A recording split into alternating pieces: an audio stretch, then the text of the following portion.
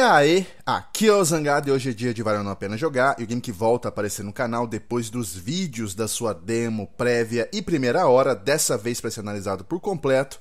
Jovens, hoje lhes trago Resident Evil 3 Remake. Então, vídeo de análise, vamos ao nosso ritual padrão, dá uma pausa nas coisas que vocês estão fazendo nesse exato momento, vai lá, lava essa mão, prepara um lanche, coisa leve pra não engordar, se acomoda, fica bem confortável.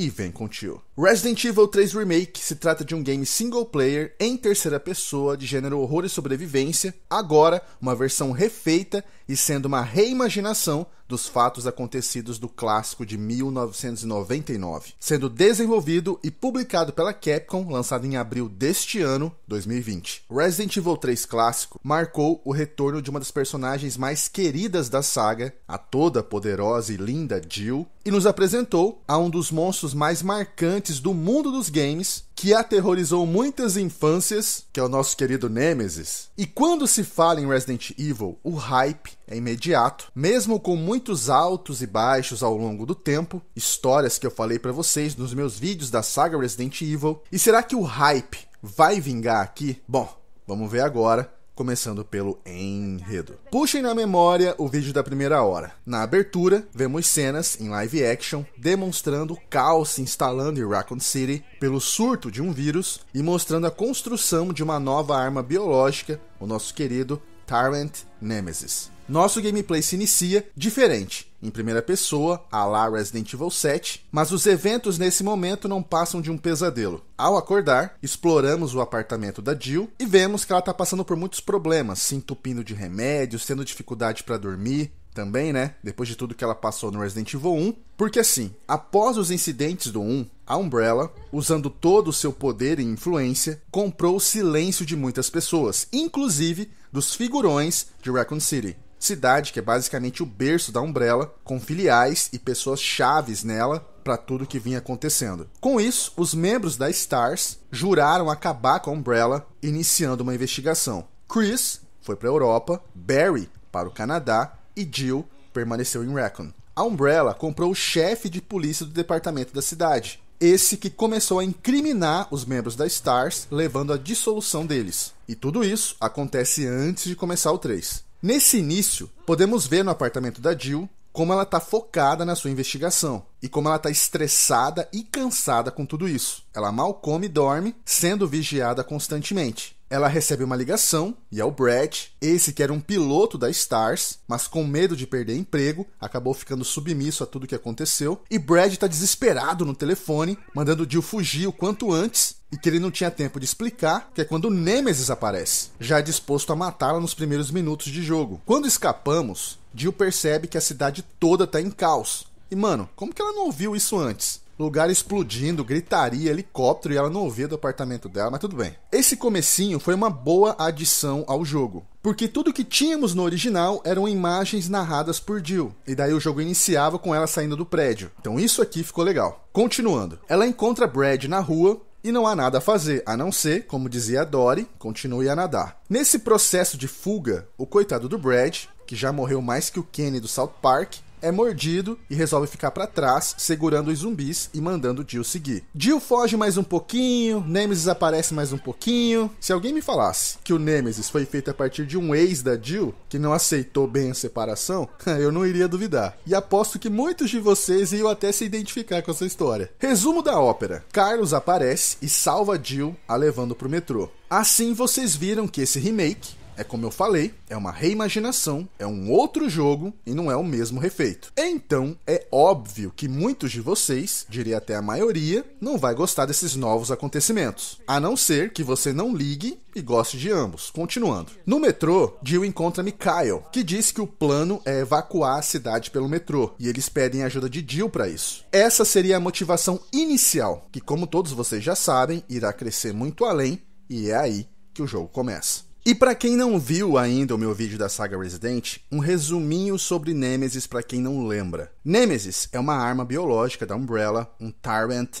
assim como o Mr. X ou Mr. X, só que evoluído. Pegaram um Tyrant e inseriram um organismo parasita que aumentaria sua inteligência, sua força e tals, podendo até receber ordens. Ele vem de um projeto de mesmo nome, feito pela Umbrella, criado para eliminar os membros da STARS. Ele tem capacidade de usar armamento e possui uma determinação impressionante. Carlos e Mikhail fazem parte da UBCS, Serviço de Contramedida de Risco Biológico da Umbrella, uma organização militar privada que reunia mercenários e militares do mundo todo, dividida em Alpha, Bravo, Charlie e Delta, com cerca de 120 operadores em 4 batalhões. Ela serve para, digamos, limpar a bagunça da Umbrella. Na teoria, eles estão ajudando a fazer uma boa ação, mas é claro que alguns deles não sabem a verdade, e isso inclui Carlos, um sul-americano de origem desconhecida. Apenas se sabe que ele lutou em guerrilhas e intrigas políticas, foi contratado pela Umbrella,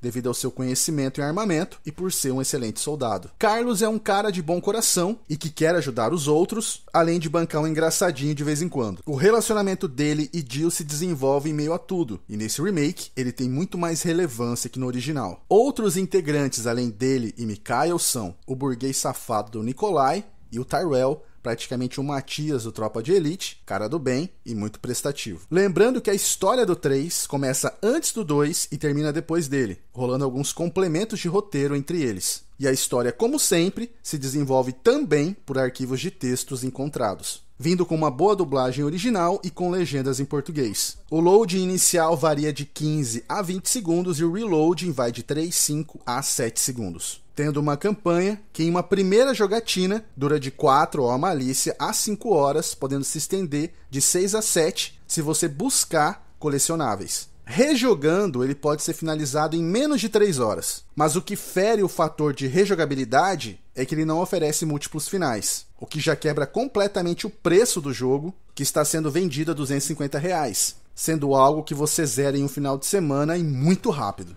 Mas vamos seguindo, porque tem muita coisa a se discutir, depois a gente volta nesse assunto do preço. Quanto à trama, como eu comentei, vocês não irão reviver as suas infâncias ou pré-adolescências aqui. É outro jogo, outros acontecimentos, bem diferentes por sinal. Jill não é tão fria, ela é bem irritadinha a maior parte do tempo. Carlos ganhou mais destaque e importância, como eu falei antes, o que é um ponto positivo. Já Nikolai, o vilão, perdeu destaque. E o principal de todos, o Nemesis, que era o personagem titular do jogo original, infelizmente não é tão impactante como antes. E eu não digo isso por saudosismo. O primeiro ponto foi o seu visual, que já não agradou muita gente. Quanto ao gameplay, assim como no original, ele tem suas aparições scriptadas, e haverão muitos momentos que ele vai te perseguir. Mas ao contrário de Resident Evil 2 Remake, onde o Mr. X ficou muito melhor que o original, tanto no visual quanto na forma que ele te persegue, abrindo portas, socando os zumbis que cruzam o seu caminho, pulando de locais altos, às vezes em cima de você. Nemesis aqui é muito alto, então ele entra em poucos lugares. E as vezes que ele aparece são em momentos que você tem que correr, tocando uma música e tal, mas pra morrer só se você largar o controle. Claro que terão momentos de luta contra ele, em suas múltiplas formas, mas novamente, a nossa expectativa era muito alta, e ele não consegue corresponder. A Capcom tentou deixar algo meio cinematográfico, mas pra mim ficou meio na vibe dos Tanaka do 6, que tentava de tudo ser mais incrível que o Nemesis, imitando a ação cinematográfica daqueles filmes do Resident Evil, que vocês sabem que eu não curto, e no fim, Nemesis corre, salta, infecta outros zumbis, com algo que lembra a plaga do 4. Ele ainda é o Nemesis, você ainda fica feliz de vê-lo novamente, mas no mesmo formato do Resident Evil 2 Remake, podemos andar, correr, dar facada, mirar e atirar, com a mira aberta ou fechada, sendo a fechada a mais propensa ao dano crítico. A jogabilidade segue no mesmo ritmo, com a diferença que Jill possui movimento de esquiva e sua mira se move um pouco mais rápido. A esquiva feita no tempo certo permite um contra-ataque com faca ou tiro. Carlos pode dar um soco nos bichos ao invés de desviar. O arsenal é composto pela faca, que diferente do 2 Remake não se quebra, pistola, 12, lança-granada com tiros diferentes,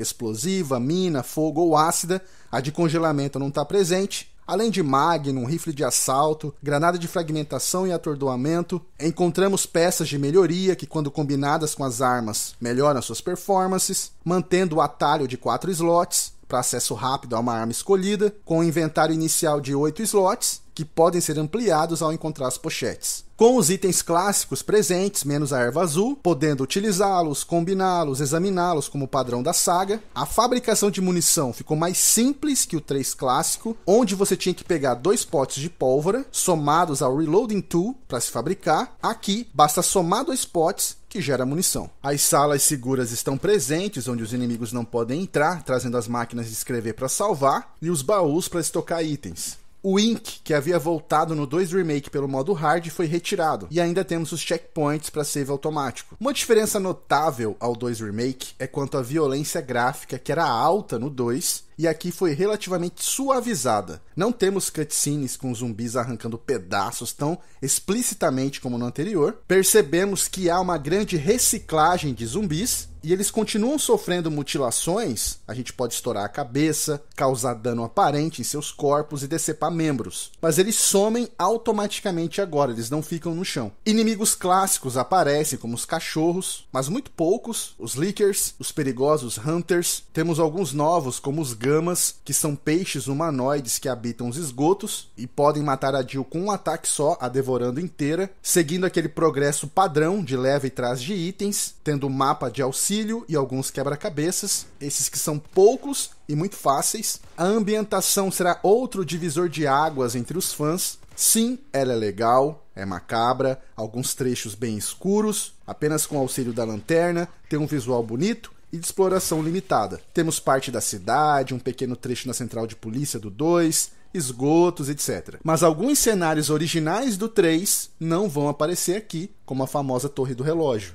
o que foi uma decisão ousada da Capcom. No Resident Evil 3 original, o jogo oferecia momentos de escolhas, que alternavam o gameplay, mesmo que levemente. Isso não existe aqui. O máximo de escolha que você tem é explorar tudo ou não, pois há áreas opcionais que contêm itens. Ao completarmos o jogo, abre uma loja que você pode comprar alguns itens, esses que encontramos no decorrer da campanha, e podemos ter acesso a eles imediatamente para poupar tempo, entre várias outras coisas como pochetes, aumentar nossa capacidade de munição, roupas, enfim, utilizamos pontos que conseguimos ao finalizar o jogo para comprar esses itens, e eles variam de preço. Então, até o momento, o único incentivo para se rejogar é para desbloquear esses itens, e também em busca de troféus e conquistas que servem como desafios, né? Temos uma galeria também, com artes conceituais dos cenários, personagens, modelos 3D. De resto, o jogo segue exatamente como o 2, tendo uma ótima performance, sem bugs ou queda de quadros, tanto nos consoles mais potentes, como nos base também. Pode acontecer uma flicada de sombra de vez em quando, probleminha que por coincidência era o mesmo do 2. O máximo que se nota são partes do corpo dos inimigos ou do próprio Nemesis atravessando objetos e paredes, com gráficos bonitos e realistas, mas não apresentando melhorias evidentes. Tipo assim, as texturas são mais detalhadas, a modelagem melhorou, os efeitos de sombra também, mas isso é mais visível ou perceptível no PC com um bom monitor. Nos consoles soa como se fosse a mesma coisa, e nos base, de fato é a mesma coisa. Com uma ótima trilha sonora, alimentando a atmosfera de ação, suspense e terror, eu achei a música do Nemesis muito chupada da música do Exterminador do Futuro. E a palavra que define Resident Evil 3 Remake seria pouco. Por quê? Porque se compararmos ao 2 Remake, ele tem pouco tempo de campanha, poucos quebra-cabeças, poucos momentos de susto, pouco desafio, pouco conteúdo e corresponde pouco às nossas expectativas. Como fã de Resident Evil, eu vou falar pra vocês. Vale ou não a pena jogar? Vale. Independente se você gosta ou não dessa nova história, das alterações, dessa reimaginação. A experiência é boa, é bacana, e pra quem é fã, vale. Agora, vale a pena pagar R$250 nesse jogo? Nunca. De jeito nenhum. O jogo ainda vem acompanhado por um modo que é praticamente outro jogo, chamado Resident Evil Resistência, um modo online, competitivo, 5 jogadores, 4 contra 1, que mistura Dead by Daylight com Yu-Gi-Oh! 4 jogadores formam um time de sobreviventes, lutando contra um jogador que assume o vilão. Tudo é simples e prático, e por enquanto, só tem um modo. Temos 6 opções de sobreviventes, cada um tem no máximo um parágrafo ali de background, bem relevante, e temos 4 opções de vilões. E funciona assim. Vamos supor que você vai de sobrevivente. O jogo se inicia em um mapa, entre 4 disponíveis, e um tempo inicial que vai diminuindo até zerar. Os sobreviventes devem cumprir os objetivos que aparecem, que são do tipo: colete X itens, mate tal inimigo, destrua tal coisa e sobreviva X tempo. Cumprindo objetivos, avança para uma próxima área, são 3 no total, assim vencendo a partida. O vilão tem papel de impedir que eles cumpram o objetivo, os matando ou os atrasando até o tempo acabar. Cada vilão possui um deck de cartas com criaturas, armadilhas e sua arma especial. Essas que têm custo de invocação, ele as posiciona, as criaturas surgem e lutam contra os sobreviventes. Pequenas ações descontam o tempo dos sobreviventes. Ser nocauteado, se prender em uma armadilha, descontam segundos do tempo total. Os sobreviventes podem ganhar tempo extra, cumprindo objetivos e eliminando criaturas. O vilão, ele pode assumir o controle de algumas criaturas, para ele mesmo atacar, e suas armas mais poderosas variam para cada deck, podendo ser o Mr. X ou o Ilha do Resident Evil 2 e tal.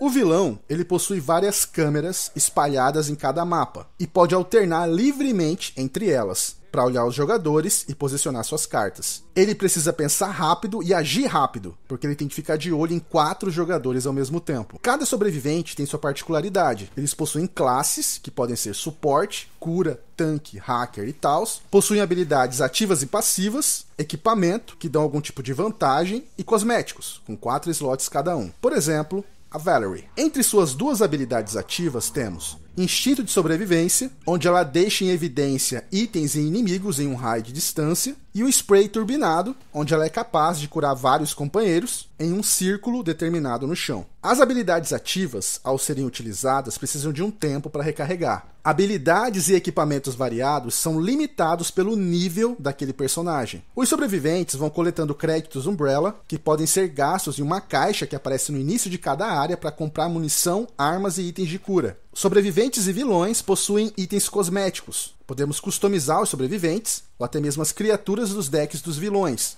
entre outras coisas. Quando encerramos a partida, ganhamos RP, que é a moeda, para comprarmos perks e itens customizáveis. A proposta desse modo é interessante, mas falhou na execução. Até esse momento que o vídeo está indo para o ar, o jogo é muito desbalanceado e problemático. Os vilões acabam tendo uma vantagem evidente, a começar pelos mapas, que apesar dos visuais bacanas, são pequenos demais e estreitos para 4 jogadores ficarem batendo cabeça em corredores super, apertados, onde o vilão coloca uma armadilha, 3 cachorros, manda um Licker, manda um Mr. X, fica tudo caótico e irritante. Cachorros têm muita dificuldade de se locomover nesses mapas, porque eles estão sempre correndo, então é comum vê-los correndo contra a parede. Comunicação seria essencial, mas a minha experiência foi com muitas pessoas saírem andando sozinhas. E aí basta poucos minutos para o caos generalizar e as pessoas se xingarem no microfone. E mesmo que você seja um vilão horroroso, as chances de você vencer são grandes. E o mais bizarro é a performance. Em consoles base tem quedas de quadro, travada, crashada. Outro grande problema são os servidores até então, muito lagados, deixando o caos ainda maior, reposicionando os inimigos e você sendo atacado e até mesmo derrubado sem saber por quê. Independente da velocidade da sua internet, volta e meia fica uma mensagem na tela dizendo que tem problema de conexão com o vilão. E quando isso acontece, todos os sobreviventes acabam pagando o pato. Se a conexão tá ruim, o vilão vai vencer. Para deixar Resistance aceitável, vai levar um tempinho, com alguns updates de correções. Eu só não sei se o povo vai ter paciência para esperar isso acontecer. E bom, jovens, então é isso. Eu espero que vocês tenham gostado. Tenham todos um ótimo final de semana. Semana que vem será uma semana Final Fantasy VII Remake. Quem não viu o vídeo da demo do Final Fantasy VII, veja, fica ligado que não dá para piscar. Um grande abraço, tudo de melhor sempre. Valeu, falou, até mais.